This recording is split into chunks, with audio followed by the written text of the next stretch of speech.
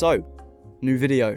The weekly ones kind of didn't happen. I think I'm not going to promise that again because, you know, it's been like a month since the last one. And this video is about color grading. And I hope you like the little intro, by the way.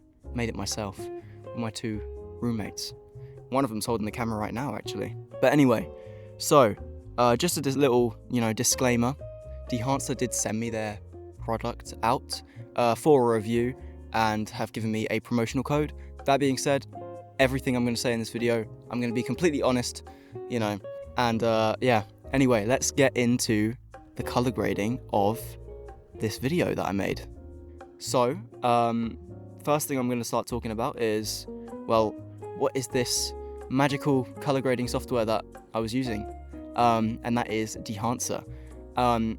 Basically, what Dehancer is a film emulation program where you can customize basically everything, I would say, to do with film emulations. You can pick from a variety of different, film stocks.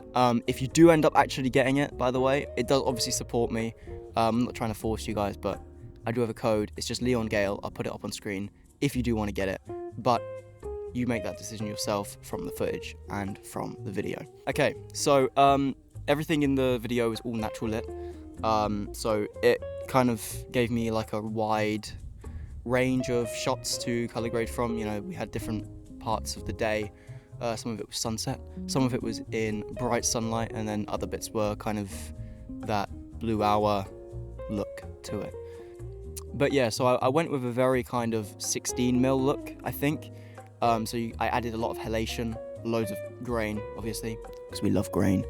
And I kind of tweaked the colors around until I thought that they were right for me.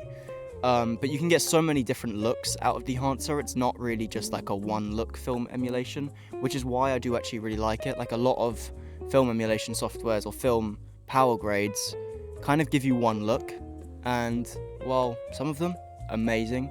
I've used a lot of them before. I will say Dehancer is probably the most, it's the most vast in what you can achieve from it and the looks that you can create. I think it just really does do a lot as a program. One thing particularly I do love about this software is that you can control the color density of the footage. So I just like cranking it up to like 100, because denser colors, all the better, and it looks, I think, pretty good. I think film emulations like kind of grown in popularity massively over like the last 2 years. Some would say maybe it's a bit overused. I still love it. Because I do think film has a very particular quality to it, and I don't think it's really gonna ever be beaten by digital in the near future anyway. And so I think having something like Dehancer or any film emulation of your choice, it really does allow you to, just get that kind of richer feel with your colors, and it makes everything feel a bit more organic, which I think is what a lot of people want and what a lot of people kind of seek in their videos. Anyway, yeah, I'm gonna kind of now just talk to you from my computer, and I'm gonna show you kind of exactly what I did and all the like nitty gritty stuff, all the technical stuff to do with how I color graded this video and how you may use the software to get the similar look. All right then. Okay, so hello again. We are now in DaVinci Resolve, the best editing software of all time, of course. And we have our project up and ready to color grade. So what you're seeing here is the fully color graded version. I'm just going to be using this clip as an example of what I did and kind of how I used, Dehancer. So I can actually, I'll show you, that's without. So completely log, and then here's with Dehancer and this little thing, which I'll talk about as well. Really cool little add-on that I put on there. So I'm actually going to reset all of this, and I'm going to just start from scratch. So I'll show you kind of what's going on. So first thing you want to do is you're going to go down after you've imported your Dehancer thing, or if you're using any other film emulation, then just import that in that way. All of them are a bit different. I'm just going to be showing you what Dehancer's doing. just because it's what I'm talking about today. And yeah, it's pretty cool little thing. But as for Dehancer, it's kind of simple. It's a little like thing, you just apply it to your node. So I'm going to drag that into there, but and it's going to look, you know, kind of weird at the minute. But anyway, first thing you want to do is convert this into a normal image, because right now we're still in log and it thinks that it's a ROG 709 and it's not. So I'm shooting on the Fuji X-S10, so I'm going to go down to choose camera and I'm going to pick Fujifilm, and it gives me a few options. My one isn't actually on there, but it's fine because I'm like 99% sure it has the same colors as the X-T3, and there you go, we are out of log and we are ready to start working. So this is where I think Dehancer gets really, really interesting. So you can always obviously change your typical things like exposure, temperature, you know, all that. I'm going to leave that alone for a little bit. Here's where it gets really, really, really interesting to me. So you can actually change your stocks of film, and if you know, you can see there's absolutely loads. It's insane. I don't even know half of them. It's like it's crazy. But I tend to pick usually one of the Fujifilm ones, or I go for, you know, the Kodak look. For this, I might try, just since it's daylight, it's a very popular one, Kodak Vision 3. You know, it's probably the standard in the film industry, so it's already on there at the minute. You can push and pull the stock as if you were in using an actual analog film, which is really cool. This is the film developer. I tend not to use this too much. I just use it to usually push the colors just a little bit, because I did want that kind of richer 16mm look. And then you can change the contrast there as well, but I don't really like to do it in that one. I like to do it over here, which is where you can do your print. And this is also very cool. So you have a variety of little prints. There's a Cineon, Fujifilm, and Kodak, and then you've got this one, which I've not actually heard before, but it's quite nice for getting a certain look. So we're going to use the Fujifilm one, I think. Ooh, I clicked the wrong one. There we go. Fujifilm one. I quite like how it's a bit more green in the shadows, maybe a bit blue as well, compared to the Kodak. You can see those shadows there just looking a bit more red in the Kodak one. And I think for the purpose of this color grade, I think the Fujifilm one is the way to go. So we're gonna use that. So here we have a lot of where the customization in my, you know, experience anyway. This is where a lot of it happens. This is where I get a lot of the look. One of the things here is color density. Really beautiful how it changes the image. Depending on what camera you have, it may break your image just a little bit, but like you can see here, it's getting a bit more thingy, but I tend to not mind it so much because it's not, I think Dehancer controls the image so well that it's not really a problem for me. Here you can change the overall exposure. I'd be more careful with this one because it will kind of change everything, whereas this exposure will change more so your highlights, I find anyway. So I tend to drop the highlights in here, and then I'll bring it back up in here, and then just add a bit more tonal contrast. I just tend to prefer the way this contrast works to where it does in this one, which is the contrast boost, because that, I think, just changes your highlights a bit too much. And one thing with film is it retains highlight information, so we want to try to do that as much as possible. Obviously this is a very harshly lit environment, so keeping all the detail in the sky is going to be kind of difficult. But one way you can kind of help that is by using this thing called film compression. I'm going to enable that. You can see it's just bringing basically down the white point, just bringing it down. It's kind of like how you would do it maybe in the curves here, just taking it down like that. But it's doing it in here, and you can customize the color density of that. I can't really actually see the difference that's making, to be honest with you. Oh no, wait, never mind, I can. It is subtle, but it's just making it a bit more rich. I'm actually going to leave that down. I think it looks better having it a bit more blue. But yeah, you can change the white point here. I'm going to leave it kind of bright, just because I think otherwise it might not match the rest of the image. I'll put it around here, I think. Yeah, that's nice, subtle. Here is where you can change your black point. It basically just means how dark is the blacks of your image, and same with white point, how bright is the white. So, you know, I can bring that up and it's going to make it super overexposed. Don't want that, looks weird. Black point, we can make it faded a bit more if you wanted that look. It could look quite nice, or you can bring the thing down. If I go back into our waveform here, you can see exactly what it's doing. It's just taking that black level, the deepest part of the image, and bringing it up and down. I'm gonna just have it so it's literally just sitting on 0 there. I think that's kind of about right.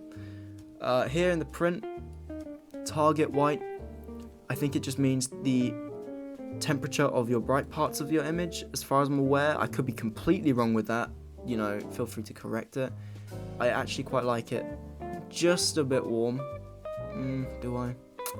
Changing my mind. Actually, no, I'm gonna go with a bit of a bluer look. Just having that color separation is quite nice. As for contrast, it looks quite good as is. I might bring it down a little bit. Yeah, I think something like that would look quite nice.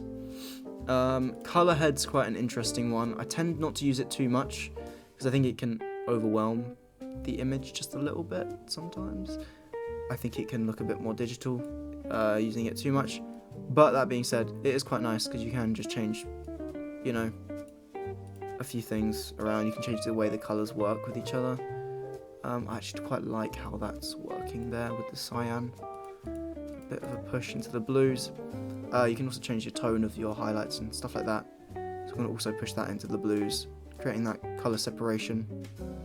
And then in the mid-tones, I'll just make it a little bit more warm. And there you go, there's before and after. You can see, if I head into full screen, we're getting quite a nice image at the minute. I like it a lot. You can also change the impact, obviously, with the slider here. And yeah, it's quite nice. Film grain. I love the way Dehancer's grain looks. I don't know what it is that they're doing differently to like the stock davinci grain. It just has a nicer texture in my opinion. It can be a bit much, but that's what this slider's for. You can create it, you know, be a bit more or less. And I have got it, but bear in mind I have got the timeline on quarter resolution, so if I put it to full, you'll see it's not actually as crazy as it might look. I'm going to use 16mm though, and I'm going to do 250 just because we're basing it off 250D, so it should be kind of around that. And you can see we've got like a really nice grain pattern. It looks really accurate, I think. You know, I love the way it's the texture of it. It just looks great. It looks really nice. Halation, you know, I think halation's actually a bit overused recently, especially on like Instagram reels and stuff, but it does look nice. Admittedly, it looks nice, so I'm going to chuck it on. I'm not going to do the 16mm one. I think it just will make it a bit much for my liking. I don't like halation to be that crazy, so I'm just going to keep it down to 35. And there we have that. It's just kind of, to be fair, it's more just warming up our image a little bit more, but I kind of like it. In the bloom, it's basically exactly what it sounds like. It's just bloom. You know, it creates a bit of a softer image. I'm going to leave that on because I love it. It looks great. Film damage, definitely something I'm putting on. I will say, though, if you use the 16mm one, I think it tends to be a bit much. I'm going to drop this down back to half resolution so I can just play back a little easier. I don't know if you can see that on here, but it's always just a bit much to me. I think the 16mm one, so I'm going to put it to 35. I think it just looks a bit better, personally. I'm going to leave film breath because I don't really like how it changes the colours of the image over time. I think it looks a bit weird. And I'm going to add a gate weave. This is something interesting if you want to play around with it. I don't really like to use it. It basically just adds, you know, like an overlay, essentially. I don't think I need it. I don't think I'll make anything with that kind of look. So it's not going to be something for me. But yeah, I mean, we've kind of gone through most of the things in here. There's a couple things maybe I might want to change, so I think I might need a bit more color if we're going for that like kind of rich 16mm. And I might even drop the contrast here and then up the gamma maybe. I think that looks quite nice in my eyes. And just for the purpose of the video, I'm gonna show you kind of what the different stocks look like, because I haven't really showed you. One I really like that they have in here, which is really interesting, because it's the same one they used in season 2 of Euphoria. as far as I'm aware. If you haven't watched it, go watch it, because it's a really well shot, really well shot TV show. He said film then, it would have been wrong. And you can see, it's a weird looking kind of film stock. It's very, very vibrant. In this sort of instance, I would actually take that down a little bit in exposure, just keeping it, to where I wanted it. I like the contrast being where it is, and you can see here. This just looks beautiful. Like, it's a really, really nice image. It looks great. Yeah, I think that's fine for Dehancer. I want to show you one more thing, and it's this little like DCTL plugin on DaVinci, and it's called Tetra. It's really, really nice. I'll show you that now. Basically, so if I go into make a new node, I'm going to type DCTL. What this does is, I've got a few things on here, but we're going to select Tetra. Basically what you can do is select each color, and you can change the brightness of the color, how strong the color is in the thing, and you can also adjust the hue of like what the color is leaning towards. So in film, I think it's really nice to have those really rich greens, and they look incredible like already, but I just want to give it a little more push. So this is what I did in the video that you saw. I took some reds out. It looks a bit like it's not targeting it properly, so I'm going to go down to the yellows. I think it's thinking that the grass is more yellow, which I think it does look a bit more like that, I think. So we're going to go down to yellow, and I'm going to take some of that red out, and you can see it's kind of just bringing back that green, and I think it just looks beautiful. You can go really far with it, and one thing I think it does really well is Tetra doesn't really break the image that much, even though I shoot on an 8-bit camera. I am only going to do a subtle adjustment, probably around there. Let's see what that looks like before, after. It's just a nice little push, it gives the image a bit more color separation where you might want it. You can use this on every grade that you like. You can change the whites as well, controlling that a lot. Might just leave that around there. But yeah, I think already we have an image that is very nice. If this does look like something that you might want to use, just based on what I've showed you here, go ahead and give it a go, because it is a good software, and I don't want to promote something that I don't actually use myself. I wouldn't have said yes to making this video otherwise, but this is really good. I can't really fault it in many ways, and obviously there is a bunch to choose from when it comes to film emulation. It's a very, very almost oversaturated market now. There's so much going on with that, and so you can kind of just pick and choose as you want. But if you do choose this, I have 10% off, which you can use, and it is just code Leon Gale. Anyway, that is going to be it for today's video, and if you liked it, that's great. Drop a like, maybe subscribe, always helps out. And if you didn't like it, let me know why down in the comments. It's always helpful. And yeah, I will see you in the next video.